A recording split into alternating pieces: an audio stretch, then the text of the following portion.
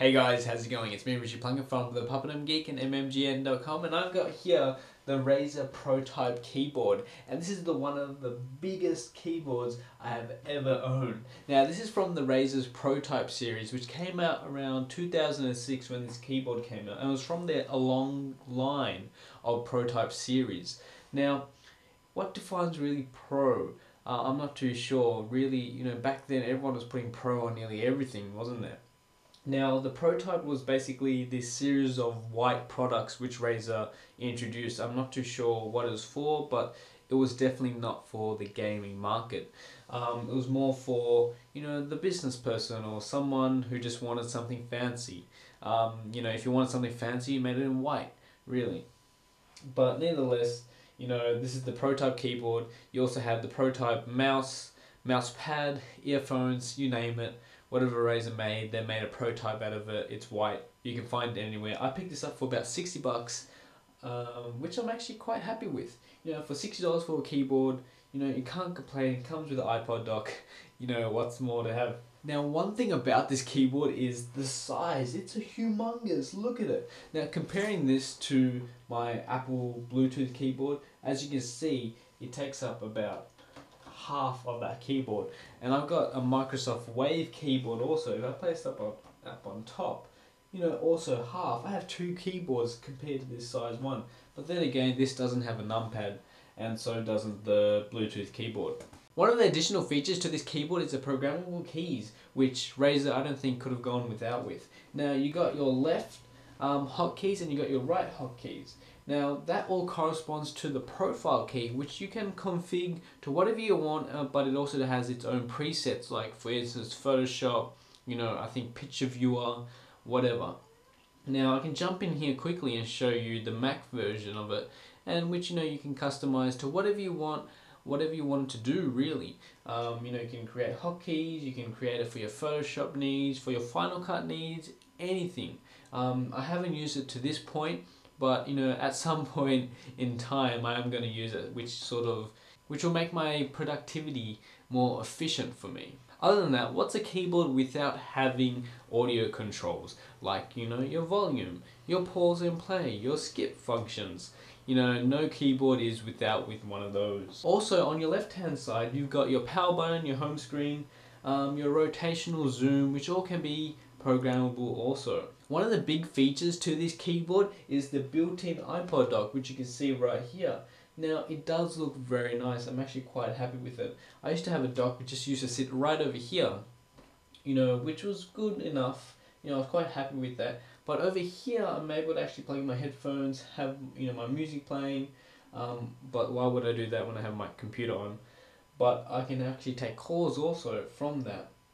Works really well. But one thing I'm actually quite disappointed in is if you compare the Apple dock to this dock, like this is flush, nearly straight, like nearly vertical, whereas the Ipod dock slightly has a slight slant, which sort of gives you a nice angle to view the phone, whereas this is sort of like when you're touching the screen, it's sort of just like flat surface, which is sort of annoying, but it does the job. Usually what I have is my Twitter on there. I can do my work and have my Twitter right on there, but then again I've got TweetDeck.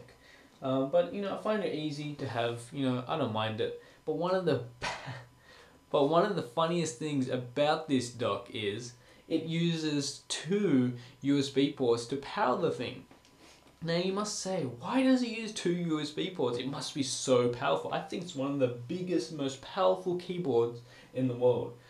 But then again, to tell the truth, one is to power the keyboard, the other is to power the dock, and also data transfer. Now, I don't know why they could have, had both of them in the same thing. I'm sure they could have done it with more research and, whatever they do. I'm sure they could have had the one cable going through the one thing. Somehow, just do it. I don't care. But it's a big hassle for me. Like, I've nearly used all my USB ports. And currently, also one of the other good things about this keyboard is that you've got two USB ports on the back. So really, you're plugging in two, but you're gaining two, but really you're not gaining two, so you're not really gaining anything at all. But one thing is, because I'm nearly using all my USB ports, it needs so much power for some reason. Every time I plug something into the back port of it, it says insufficient power. And I'm like, what? You know, and then now I have to sort of split it and power one through my computer and then the other one through my hub. It's crazy. Other than that, this keyboard also has a UV light, which you can actually take a nice suntan on the blue LED. If only we wish that. Not really, I'm already dark enough, I think. But, you know, the blue LED light is a very nice feature. I don't mind it at all. You know, it helps you find the hotkeys. It works really, and I like it. It sort of subtly goes in and out. You know, when you're in the dark, it sort of goes in and out. You know, goes up, goes down. That sounds so wrong when I just said that whole sentence. Overall, the keyboard is a decent keyboard. You know, I don't mind the keys. I'm slightly getting used to it. And when I say that, I mean I'm used to the Apple keys. Now, people say there's no big difference between them, but they're actually quite thinner and, you know, very responsive. I don't know how to describe it, but, you know, they're lower for some reason. I don't know. It's just weird. It's different. That's about it. You know, so I'm getting back to the old school keyboards. You know, I love it. You know, it does everything I needed to do, which I'm quite... So overall, the keyboard is really nice. You know, I really like it. For 60 bucks, I can't complain really, because, you know, I've got an Ipod Dock. You know, I've got a decent keyboard with a numpad, which I use, and, you know, got some hotkeys also to go with it. But, you know, the disappointment to the keyboard is the 2 USB ports. Yes, you're gaining 2, but you're not really gaining 2 because you're plugging into, like I said before, so really you're not gaining anything at all. So that's really a downside to it, because you do need 2 USB ports. You don't have to, like, if you don't charge your, you know, your phone on that dock, then you really don't have to use it. You can charge it via something else, like, you know, you can get that dock and plug it into an AC outlet just to power it up even, not to have data transfer. So overall, the Protype keyboard isn't too bad at all. You know, for 60 bucks, I can't really complain. It has a built-in dock in it. You know, what's not good about that? But nevertheless, you know, the disappointment is basically the USB. Taking 2 is a major thing, you know, especially even though you're doing 2 things, like one's for the keyboard and one's for, you know, my iPhone, it will still be good if they sort of integrated that into one USB somehow. I don't know, if they did, it would be very good, and, like, you know, I'll be saving one port less, because at the moment I'm not gaining anything or losing anything at the moment. It's like, you know, if you add minus and minus, it makes minus, plus, I don't know, what? I don't know, I can't, when was the last time I did maths?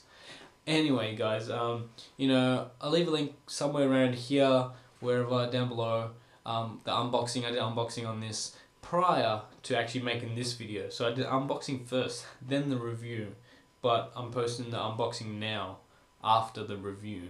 So it's just like, I'm not going to post it up, it's going to be like a private video. So if you just want to check that out, you can check it out if you wish. Do whatever you want with it. Other than that, I'll catch you guys later. This is the Protype keyboard by Razer. What do you think? Catch you guys later.